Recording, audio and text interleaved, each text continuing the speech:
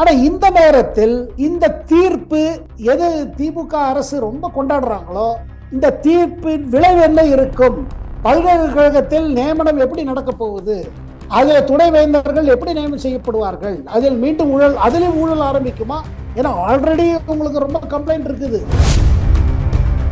நாங்க ஒருத்தர் தான் மத்திய அரசோட போராடுறோம், நாங்க ஒருத்தர் தான் தமிழ்நாடுக்காக செயல்படுகிறோம் அப்படின்னு ஒரு இது எலெக்ஷன் பிளாக்கா வச்சிருக்காங்க. இதுல மக்கள் பிரச்சனைக்கு என்ன ஆகுது, மக்களுக்கு நீங்க கொடுத்த வாக்குறுதிகள் என்ன செஞ்சீங்க, மக்களோட வாழ்க்கையில என்ன மாற்றம் கொண்டு வந்தீங்கன்னா அது கவுண்ட் பண்றது கஷ்டமா இருக்கு. இது என்ன பொலிட்டிக்கல் இன்ஃப்ளூயன்ஸ் இல்லாம நடக்கிறதா? தேர்ந்தெடுக்கப்படுவர்கள் எல்லாரும் என்ன ரொம்ப திறமசாலிகளா? அதுல அரசியல் இருக்குதா இல்லையா? அரசியலோட ஊழல் இருக்கிறதா இல்லையான்னு ஒரு கேள்வி நான் கேட்க விரும்புகிறேன். நான் குற்றச்சாட்டை வைக்கவில்லை, மக்கள் மத்தியில் பேசப்படுவது என்ன, எல்லாமே இவங்க தானே, யாரு கேட்குது? ஒரு செக்கே இருக்காது, யாரு எங்க என்ன பணத்தை கொடுக்க முடியுமோ கொடுத்துட்டு அப்பாயின்மெண்ட் வாங்கிட்டு போயிட்டே இருப்பாங்க. ஏன்னா நம்ம பலமுறை நம்ம சொல்லியிருப்போம், அமித்ஷாவை பொறுத்த மட்டும், பிரதமர் நரேந்திர மோடி பொறுத்த மட்டும் தமிழ்நாடு அவங்களுக்கு லாங் டேர்ம் பிளான், அதாவது இந்த ஒரு தேர்தல் 2 தேர்தல் பார்க்குது, தொடர்ந்து மக்களுடன் செயல்பட வேண்டும். ஸோ அமித்ஷா நம்ம ஸ்டாலின் ஐயா ஏன் சொல்றாருங்கிறது அது ஈஸியாக புரிஞ்சுக்க முடியும். ஏன்னா தன் தொண்டர்கள் பயந்து விடக்கூடாது. டிஎம்கே தலைவர்களும் மாவட்ட லெவலில் இருக்கிற ஒர்க்கர்ஸுக்கு அவங்களுக்கு பயம் வந்துட்டு இருக்கு. என்ன நம்ம டிஎம்கே கூட்டணிக்கு ஒரு ஆபத்து வந்துருச்சா, என்ன கூட்டணி எதிர்கட்சிகள் கூட்டணி ஆரம்பிச்சிருச்சு. ஆனா உள்ளுக்குள்ள எங்க படுதுன்னா எங்கேயோ ஒரு இடத்துல நல்லா பயப்பட்டுச்சு. இது நம்ம நினைத்த போல போகாது, 2026 அவ்வளவு சுலபமா இல்லை அப்படிங்கிறது தெரிய ஆரம்பிச்சிருச்சு.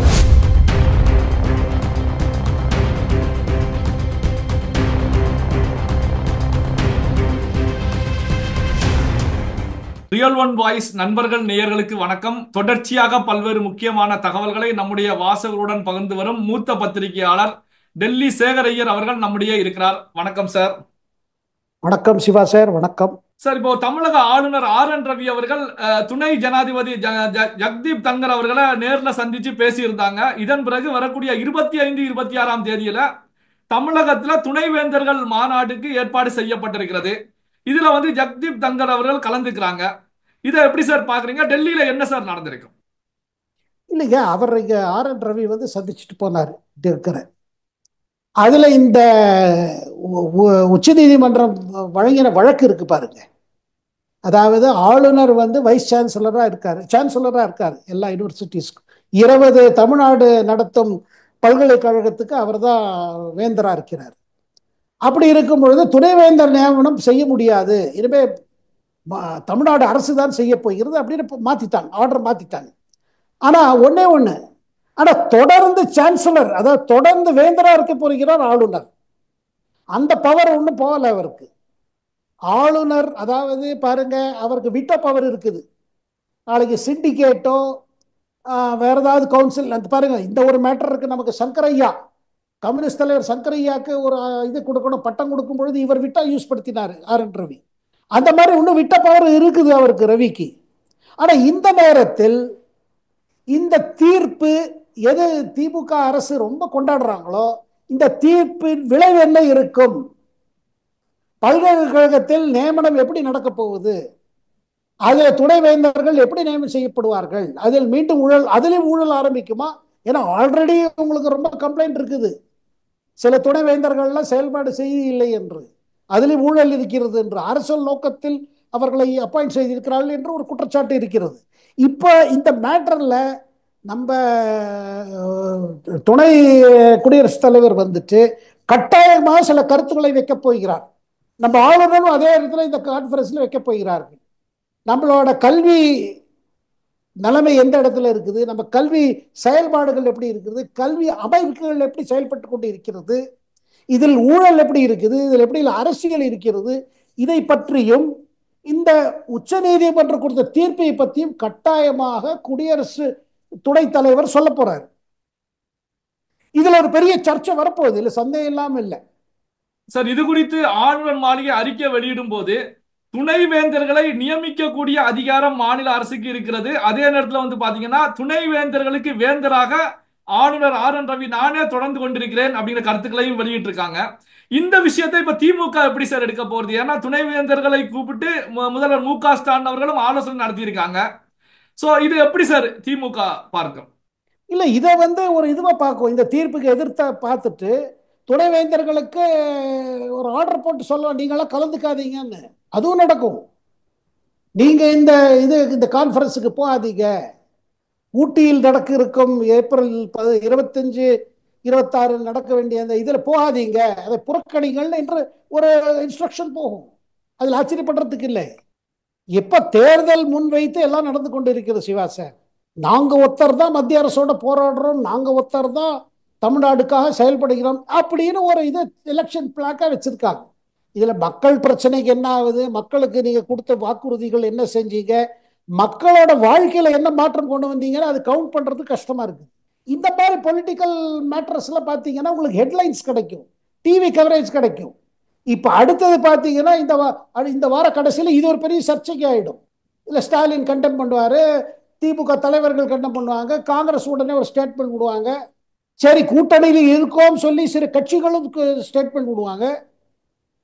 ஆனா ஒண்ணுங்க, கல்வியை பொறுத்த மட்டும் அதை உயர்கல்வி இன்ஸ்டிடியூஷன்ஸ்ல எதற்காக கவர்னரை சான்சலராக வைத்திருக்கிறார்கள்? எல்லா மாநிலங்களிலும் சான்சலர் தான், கவர்னர் தான் சான்சலரா இருக்கார். ஏன் வைஸ் சான்சலர் அப்பாயின்மெண்ட் கவர்னருக்கு இவ்வளவு பவர் கொடுத்திருக்காங்க? அதை இப்ப ஏன் மாத்தணும்னு சொல்றாங்க? நான் கேட்க வேண்டியது ஒரே கேள்வி, என்ன நம்ம கல்வி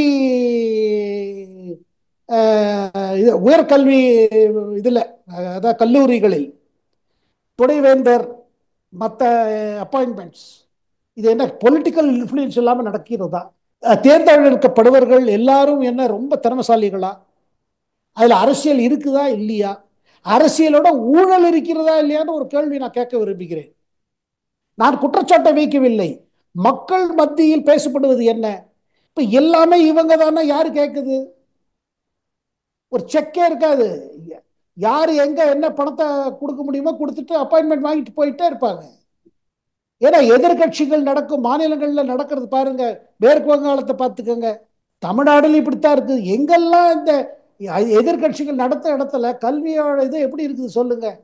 சார் இப்போ தமிழக பாஜக தலைவர் நயினார் நாகேந்திரன் அவர்களை பொறுத்த வரைக்கும் அமித்ஷா சென்ற மாநிலங்களில் எல்லாம் பாஜக வெற்றி பெற்றிருக்கிறது. எடுத்துக்காட்டுக்கு ஹரியானா, மகாராஷ்டிரா அப்படிங்கிறத சுட்டி காட்டியவர்.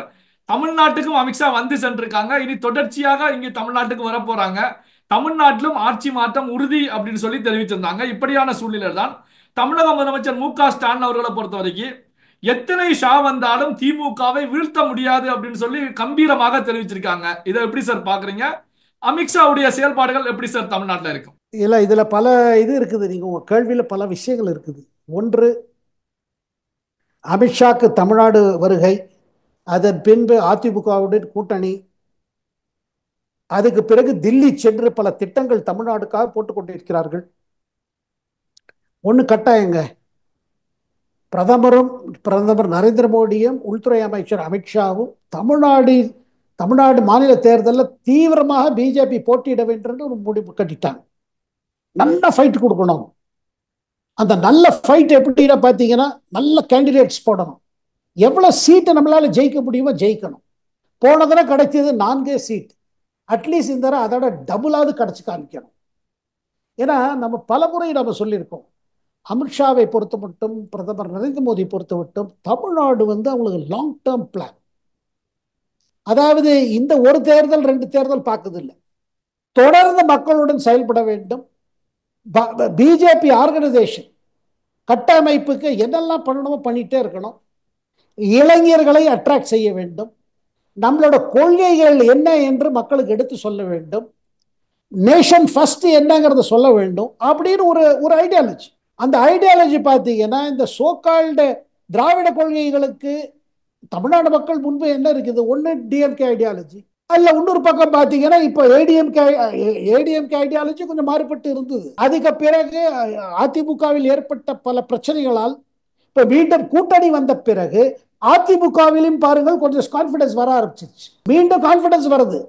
சில தலைவர்கள், அதாவது பாருங்க, சில வட மாவட்டங்கள், சில தஞ்சாவூர் டெல்டா ஏரியாஸ்ல அதிமுக தலைவர்கள், சில தலைவர்களுக்கு என்ன பயமா இருக்குது, அந்தந்த சீட்டெல்லாம் பிஜேபிக்கு கொடுக்க முடியாம வந்துருச்சுன்னா நம்ம என்ன பண்ணுவாரு?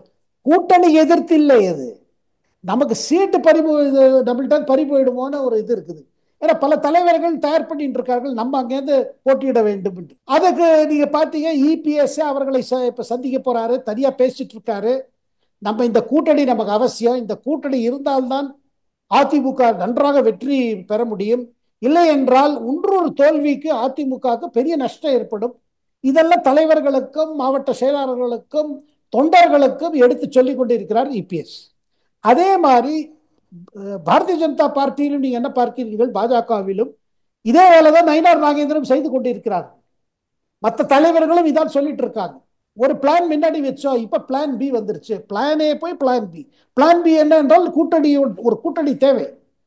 ஏன்னால் டிஎம்கே அரசை கவிழ்க்க வேண்டும், அதுக்கு கூட்டணி தேவை. ஸோ இதை மாறும் பொழுது பார்த்தீங்கன்னா என்ன ஆகுதுன்னா, ஸோ அமித்ஷா வந்து நம்ம ஸ்டாலின் ஐயா ஏன் இதை சொல்றாருங்கிறது அது ஈஸியாக புரிஞ்சுக்க முடியாது.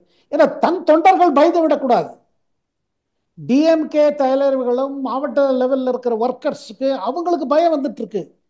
என்ன நம்ம டிஎம்கே கூட்டணிக்கு ஒரு ஆபத்து வந்துருச்சா, என்ன கூட்டணி எதிர்கட்சிகள் கூட்டணி ஆரம்பிச்சிருச்சே, நமக்கோ பழைய கூட்டணி, நம்ம ஆளுங்கட்சி, அதனால நமக்கு ஆன்டி இன்கம்பன்சி சொல்லுவாங்க.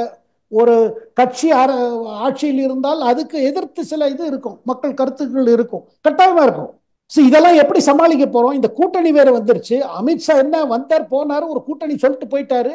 அதுக்கு பிறகு கூட்டணி வேலை தொடங்கி வச்சுட்டு எவ்வளவுக்கு எவ்வளவு கருத்து வேறுபாடுகள் வெளியில சொல்ல வேண்டாம் என்று பிஜேபி தரப்பிலும் அதிமுக தரப்பிலும் அவர்கள் தலைவர்களுக்கு கூறப்பட்டிருக்கிறது. இதெல்லாம் பார்த்தீங்கன்னா ப்ரிப்பரேஷன் ஆயிட்டு இருக்கு. ஸோ அந்த பக்கம் ஸ்டாலின் என்ன சொல்ல விரும்புறாரு, இல்லை ஒண்ணுமே பண்ண முடியாது, அமித்ஷா ஒன்றும் பண்ண முடியாது, மோடியும் ஒன்றும் பண்ண முடியாது. ஆனா பாருங்க, இதெல்லாம் அவங்க தொண்டர்களுக்கு சொல்லணும்.